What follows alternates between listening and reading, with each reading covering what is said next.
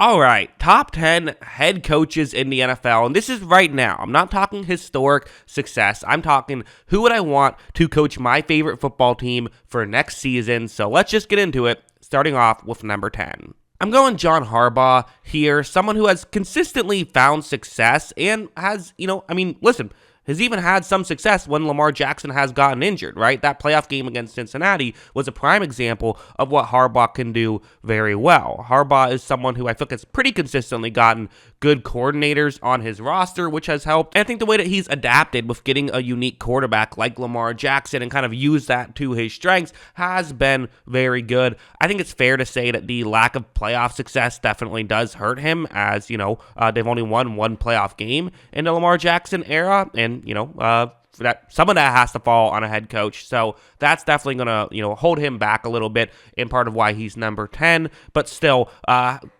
consistent contender and has been a consistent contender, won a Super Bowl with Joe Flacco. That's pretty impressive. So number 10 on the list. Number 9, I'm going with Matt LaFleur, another guy who you could argue the lack of playoff success is holding him back a little bit, despite the fact that he had 3 straight 13-win seasons. That's definitely one of the big pros with him. Never were able to make a Super Bowl in that run, and only, but 2 conference championships, and one they didn't even make the conference championship, which is not, again, that's good for 3 years. Like, that's still a good run to go on, but it could have been a great run to go on, and they weren't able to get that. And you could argue, that field goal against Tampa Bay, I think they should have gone for it, give Rodgers a chance to tie the game, because Rodgers never got the ball back in that scenario. I'm sure he would have liked to, have one more opportunity in that spot.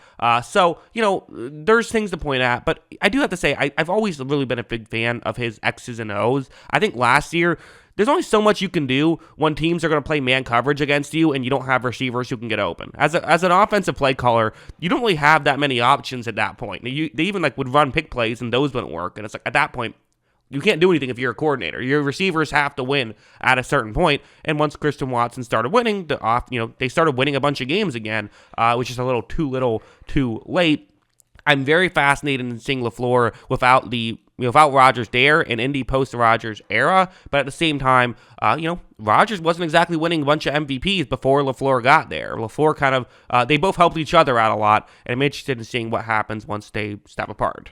Number 8, I'm going Mike Vrabel, and listen, X's and O's wise, you could sit here and say, what does he really do that's special? What are the X's and O's that are great with Vrabel? And I don't really know if there are a ton of great X's and O's, but they're always good. They're always solid. I feel like I rarely see a game where they're just getting out-coached X's and O's wise in this one. And also they're a team that's always ready. They're just a team that's always prepared, and there's something to that. And I think that you look at the Jaguars-Titans game that was basically a playoff game, at the end of the season, that, the Titans should have probably won that game. If it wasn't for that fumble touchdown towards the end of it, the Titans most likely win that game. And that was with Josh Dobbs at quarterback. They had a severe lack of talent in that football game and still kind of got unlucky.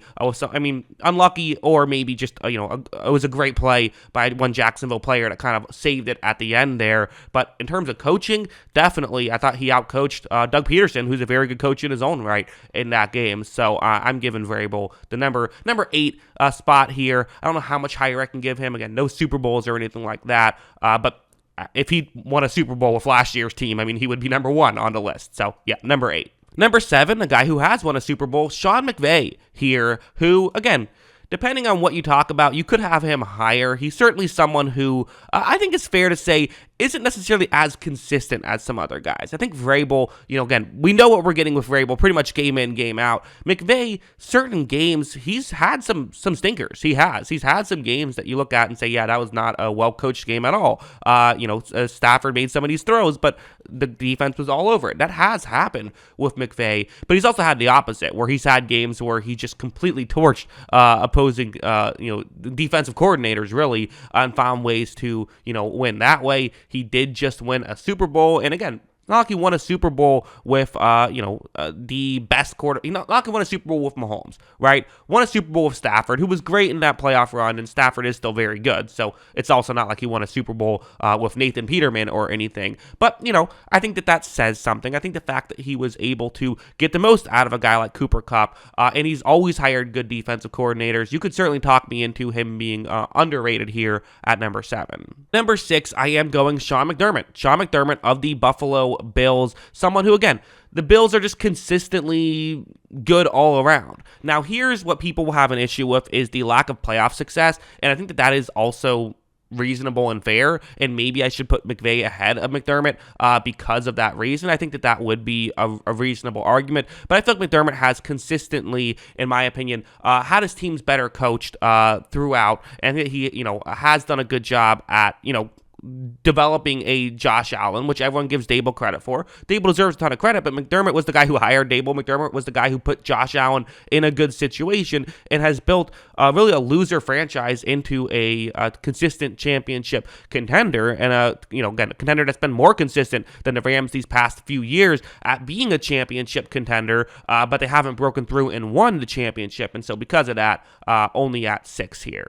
Number 5, I'm going Sean Payton, which is, how do we deal with Sean Payton here? What do we do with Sean Payton? Why do we have, because we haven't seen him in a year, right? We haven't seen him coach football, but we have seen him coach football without Drew Brees, and he was still very good. So for me, I think that what he adds to the table, he's one of those few guys who you get him on your roster, and it's almost like giving your quarterback like a +1, booster or something like that. It just makes things easier. It makes the receiving core, all of a sudden, guys who aren't great are getting open, which is what happened in New Orleans, things like that. So again, the value he brings to me is why he's top 5 on this list, and another guy who's won a Super Bowl. Number 4, let's go with a hot take. Why don't we? I really like Nick Sirianni as a head coach. I love the analytically inclined 4th down decision making. He really is kind of like the Doug Peterson, reincarnated in Philadelphia, which is, interesting because Peterson's back in the league, but, Peterson kind of had the down years as well as the up years, which is why he didn't make the list.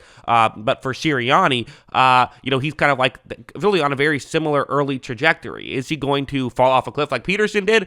I hope not, but again, the analytics stuff, I feel like they're always well coached. Both his coordinators were so good that they got poached, and also he was part of developing Jalen Hurts. So all of that, number 4 on this list. Number 3 is Mike Tomlin, a guy who I've had top 3 on my list basically consistently. Every year I've done this since this channel has started. I've had him at least top 3 on the list. And some years there's been pushback, some years there hasn't been.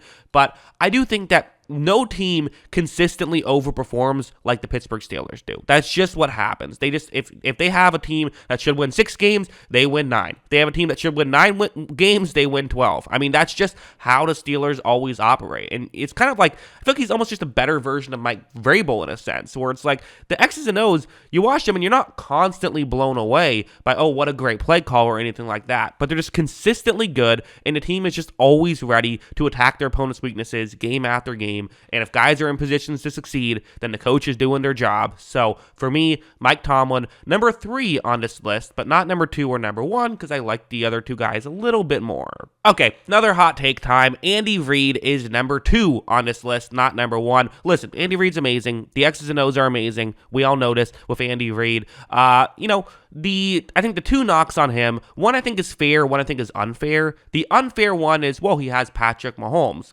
Yes, I mean, listen, it's important to mention that, right? You can't talk about Andy Reid's coaching without mentioning that, but that doesn't necessarily mean that he's just, doing his thing and Patrick Mahomes is leading the team to a championship. We know Andy Reid has done some great X's and O's. Now, again, I think there's been, he doesn't have a clean resume. Some of the playoff losses for sure, and especially I think about the Tampa Bay game in the Super Bowl where it felt like they really didn't seem prepared at all for what Tampa Bay was obviously going to do in that Super Bowl. We all knew they were going to play cover 2 zone, seemingly except for the Chiefs, which was just a weird game in general there. But, again, that's a rare example. You coach enough big games, you're going to have some of those. But the other, I think, fair criticism is the timeout stuff, the game management stuff, the fourth down decision making can be off at times with Reid. So because of that, only 2 on this list. I did put someone ahead of him. Give me Kyle Shanahan at number 1.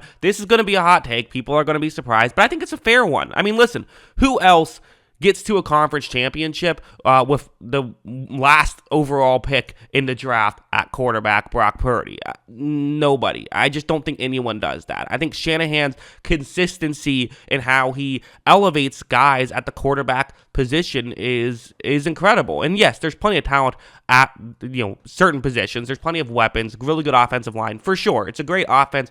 Not just Shanahan is a great play caller, but his play calling consistently, it just adds wins to your season. The play calling itself adds a ton of wins. Now, again, the knock on him is going to be the lack of playoff success, and not just lack of playoff success, but how they've lost certain games. Kind of his play calling has gotten criticism in some big games, and while I don't necessarily disagree with those things, I still like the positives you get with Shanahan to put him at number 1 for sure. I think there's negatives you could say with every single head coach, but I'm going to put it number 1. So yeah, that's my list. What is yours? Let me know in the comments below.